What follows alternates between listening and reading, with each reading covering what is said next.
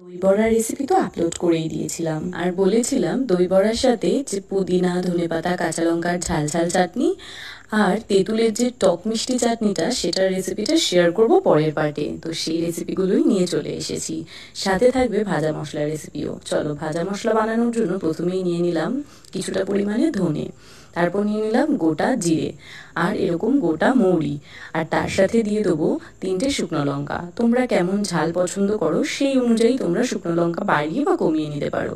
এটাকেই খালি কড়াইয়ে নাড়িয়ে গুঁড়ো করে নিলে আমাদের ভাজা মশলা একেবারে রেডি। এইবার গ্রিন চাটনি বা সেই ঝাল ঝাল চাটনিটা বানানোর জন্য নিয়েছি ফ্রেশ একদম ধনেপাতা, একদম ফ্রেশ কিছু পুদিনা পাতা। পুদিনা পাতাগুলো এতটা ফ্রেশ লাগলেও এটা কিন্তু প্রায় 10 দিন মতন আমার ফ্রিজে স্টোর করে রাখা। কিভাবে স্টোর করি জানতে আমায় কমেন্ট করো, আমি বলে দেবো।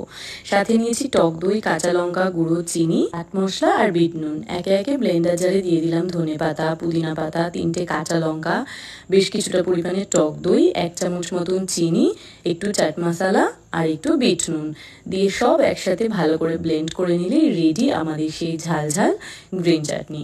এইবার চলো, তেঁতুলের চাটনির জন্য লাগছে এখানে গরম জলে আমি তেঁতুল ভিজিয়ে রেখেছিলাম, সেটাই ছেঁকে নিয়েছি তেঁতুলের কাঠটা, আর তার সাথে নিয়েছি 2-3 চামচ মতন আখি গুড়। যতটা পরিমাণে তেঁতুল ব্যবহার করবে সেই পরিমাণে গুড় নিও।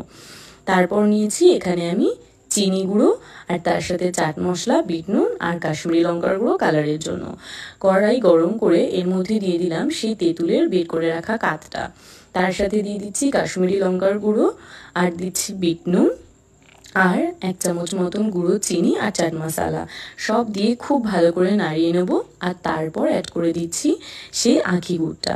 তোমরা যদি অনেকটা পরিমাণে আচারটা বানাও তাহলে গুড়ের পরিমাণটাও বাড়িয়ে দিও, আর কম বানালে গুড়ের পরিমাণটাও কমিয়ে দিও। দিয়ে খুব ভালো করে জাল করে নিলেই রেডি হয়ে গেল আমাদের এই টক মিষ্টি তেঁতুলের চাটনিটা। একটু সময় সাপেক্ষ ব্যাপার, কিন্তু চাটনিটা তোমরা অনেক দিন পর্যন্ত বানিয়ে স্টোর করেও রাখতে পারো। কেমন লাগলো জানাতে কিন্তু ভুলো না। বাই।